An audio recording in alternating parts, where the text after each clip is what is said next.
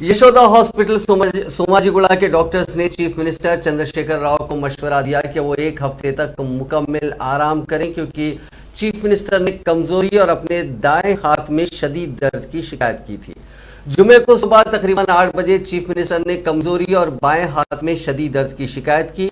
Yashoda hospital के माहिर doctors की टीम बशमूल डॉक्टर MV राव और डॉक्टर K प्रमोद कुमार, जो एक तवील अरसे से चीफ मिनिस्टर की सेहत पर नजर रखे हुए हैं, उन्होंने उनका मायना किया और बाद तशखीस के लिए उनको दवाखाना मुंतकिल करने का फैसला किया। चीफ मिनिस्टर के दवाखाने में angiogram, ECG, 2D eco, MRI, दिमाग और गर्दन के CT स्कैन किए गए। चूंकि वो कमजोरी और बाएं हाथ में दर्द की शिकायत कर रहे थे, इसीलिए हंगामी सूरत हाल में उनका एंजियोग्राम किया गया। दिल की शरियानों में किसी किस्म की रुकावट नहीं है। ECG और 2D इको करवाने के बाद पता चला कि उनका दिल मामूल के मुताबिक काम कर रहा है। डॉक्टर राव ने कहा कि चीफ मिनिस्टर की गर्दन और स्पाइनल MRI के अलावा CT स्कैन से पता चला कि सर्विकल स्पॉन्डिलिटिस की वजह से उनके दाएं हाथ में दर्द हो रहा है। चीफ मिनिस्टर काफी ज्यादा अखबारात पढ़ते हैं और iPad देखते रहते हैं। हमें शुबा है कि इस आदत की वजह से उनके बाएं हाथ में दर्द हुआ।